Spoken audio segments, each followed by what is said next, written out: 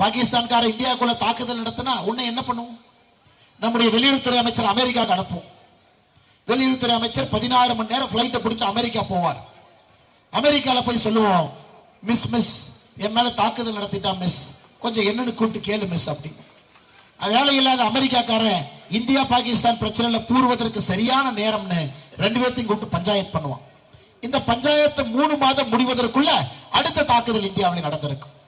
தொடர்ந்து இதையே பார்த்து பார்த்து சகித்து போய் இந்தியாவில் எங்கே வேண்டுமானாலும் வந்து யாரை வேண்டுமானாலும் தாக்கலாம், அப்பாவி பொதுமக்களுடைய உயிரை பறிக்கலாம், எங்கே வந்து கையை யாரு வேண்டுமானாலும் வைக்கலாம் என்கிற நிலைமை 2014 முன்பு வரை இருந்ததுங்க ஐயா.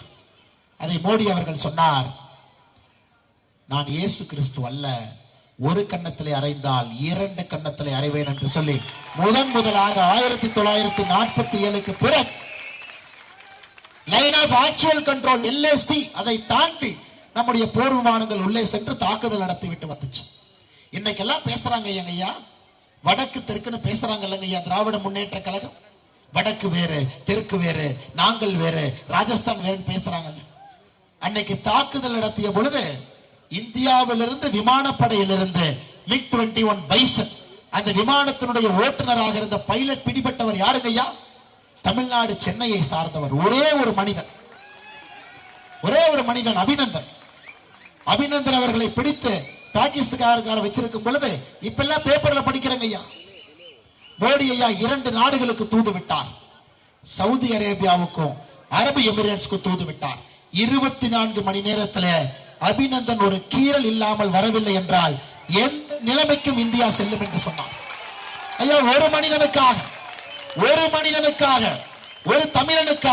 ஒரு இந்தியனுக்காக, நாட்டுக்காக போராடிய ஒருவனுக்காக பிரதமர் சொன்னார், 24 மணி நேரத்தில் கீறல் இல்லாமல் அந்த மனிதன் இந்திய எல்லைக்குள் வரவில்லை என்றால் எந்த எல்லைக்கும் இந்த மோடி செல்வான். அதன் பிறகு சவுதி அரேபியா, UAE 2 நாடுகள் பாகிஸ்தான் சொன்னாங்க. நியூக்ளியர் பாம் போட்டுருவார் மாதிரி தெரியுது ஒற்றியான். ஒரு ஆளுக்கு மோடி அவர்கள் துணிந்து நிற்பார். கேப்டன் அபிநந்தன் அவர்கள் கம்பீரமாக வாகா பார்டர்ல வரலீங்களாங்க ஐயா. அப்ப இந்த வடக்கு தெற்கு எங்கீங்க ஐயா போச்சு? மோடி அவர்கள் தமிழ்நாடுன்னு பார்த்தாரா? மோடி அவர்கள் பஞ்சாப்னு பார்த்தாரா? மோடி அவர்கள் மகாராஷ்டிரான்னு பார்த்தாரா? மோடி அவர்கள் இந்தியன் என்று பார்த்தார். இந்தியாவில் யாராக இருந்தாலும் கூட 142 கோடி மக்கள் பின்னாடி நிற்பாங்க.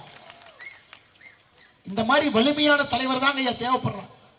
வலிமையான தலைவர், போர் குணம். ஒரு அரசியல்வாதி என்றால் போர் குணம் இருக்க வேண்டும். சிங்கத்தை பிடித்து பல்லை பிடுங்கி கொண்டு வர வேண்டும். அப்பதாங்க ஐயா பிரச்சனையை தீர்க்க முடியும். அப்படிப்பட்ட தலைவன், 1000 ஆண்டுகளுக்கு ஒரு முறை கிடைக்கக்கூடிய தலைவன் பாரத பிரதமர் நரேந்திர மோடி அவர்கள் நமக்கு கிடைத்திருக்கிறார். இதை விட்டுவிட்டால் இது சரித்திர பிழை இல்லைங்க ஐயா, திரும்ப கிடைக்காது.